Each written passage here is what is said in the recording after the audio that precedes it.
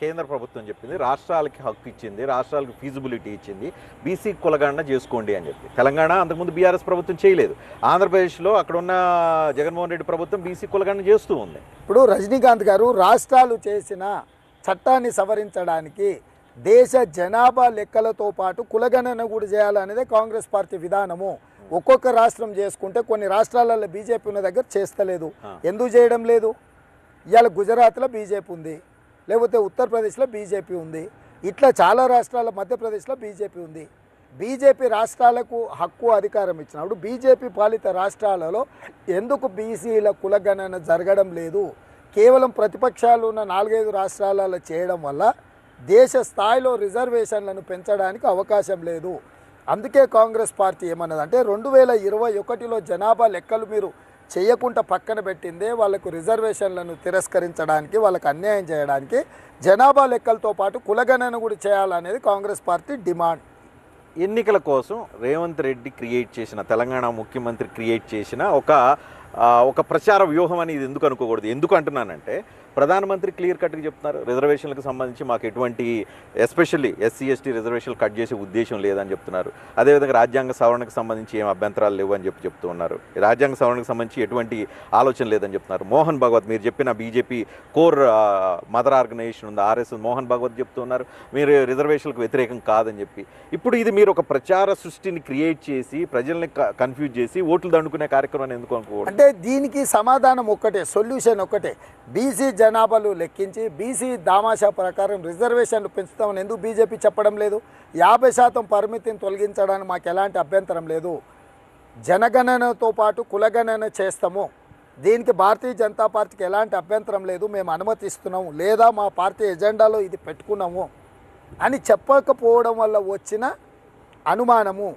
మూడో పాయింట్, నిన్నగాక మన 4 రోజుల క్రితం దుష్యంత్ కుమార్ అనే Bharatiya Janata party general secretary కేటగారికల్గా చెప్పిండు మేము రాజ్యాంగాన్ని సవరిస్తాము అని. అంతకంటే ముందు అనంత్ కుమార్ హెగ్డే కర్ణాటక నుంచి యూనియన్ క్యాబినెట్ మినిస్టర్ ఉన్న వ్యక్తి క్లియర్గా చెప్పిండు మేము రాజ్యాంగం మార్చడానికే వచ్చినాం, మేము మారుస్తామని.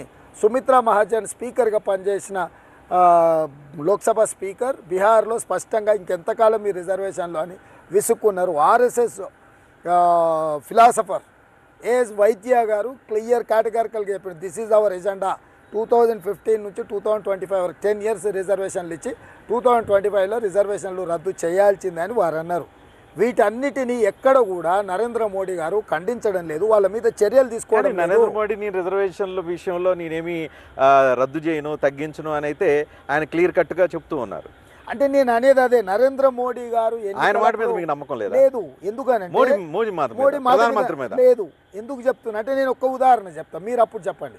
2019 ఎన్నికల కంటే ముందు నరేంద్ర మోడీ గారు ప్రధానమంత్రి హోదాలో ఒక ఆరోపణ చేసిండ్రు.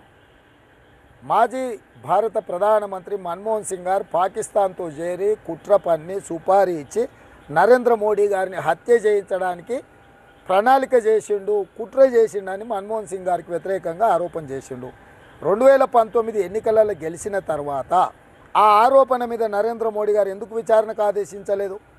10 సంవత్సరాలు ఈ దేశ ప్రధానమంత్రిగా ఆర్థికవేత్తగా మచ్చలేని వ్యక్తిగా ఉన్న మన్మోహన్ సింగ్ గారికి వ్యతిరేకంగానే పాకిస్తాన్తో చేరి సుపారీ ఇచ్చి మోడీ గారిని హత్య చేయడానికి కుట్ర చేసిందన్నంత పెద్ద ఆరోపణ చేసిన మోడీ గారు ఎన్నికలైన మరుక్షణం ఎందుకు విచారణకు ఆదేశించలేదు? అంటే నరేంద్ర మోడీ గారు ఎన్నికలు వచ్చినప్పుడు ఏది చెప్పినా ఎన్నికల్లో గెలవడానికి తప్ప అది వాస్తవానికి సంబంధం లేదు. ఈరోజు రెండో విషయం నేను ప్రస్తావించదలుచుకున్నా. కాంగ్రెస్ పార్టీ అధికారంలో వస్తే దేశంలో ఉండే వాళ్ళు అందరు ఆస్తులు గుంజుకుంటారు. అదేవిధంగా హిందూ మహిళల మీద ఉన్న తాళీలు కూడా గుంజుకొని ముస్లింలకు పంచిపెడతారు. అసలు మన భారత రాజ్యాంగంలో సాధ్యమా? తండ్రి ఆస్తి కొడుకుకి ఇవ్వాలంటే కూడా విరాసత్ ఇవ్వాలి, అన్నదమ్ముల ఆస్తి పంచుకోవాలంటే కూడా పంపకాలు జరగాలి, రిజిస్ట్రేషన్ జరగాలి. ఈ మధ్య హైకోర్టు సుప్రీంకోర్టు ఒక జడ్జిమెంట్ ఇచ్చింది, భార్యకు సంబంధించిన ఆస్తి భర్త ఉపయోగించుకుంటే కూడా తిరిగి చెల్లించాల్సిందే, భార్యదే కాబట్టి నేను తీసుకున్నా అనే అధికారం కూడా భర్తకు లేదని జడ్జిమెంట్ ఇస్తుంటే నరేంద్ర మోడీ గారు అమిత్ షా గారు స్ట్రైట్గా మీకు 2 ఇండ్లు ఉంటే ఒక ఇల్లు గుంజుకుంటారు, మీ ఆస్తి మొత్తాన్ని అంచనా వేసి మీ ఆస్తి అంతా గుంజుకొని ముస్లింలకు వంచి పెడతారు, హిందువుల మహిళల మెడలో ఉన్న తాళిని కూడా తీసుకొని ముస్లింలకు పంచి పెడతారని ఒక ప్రధానమంత్రి 13 సంవత్సరాలు ముఖ్యమంత్రిగా చేసి 10 సంవత్సరాలు ప్రధానమంత్రిగా చేసిన నరేంద్ర మోడీ గారు ఈ రకంగా మాట్లాడుతుందంటే మీరు ఎట్లా నరేంద్ర మోడీ గారిని విశ్వసిస్తారు?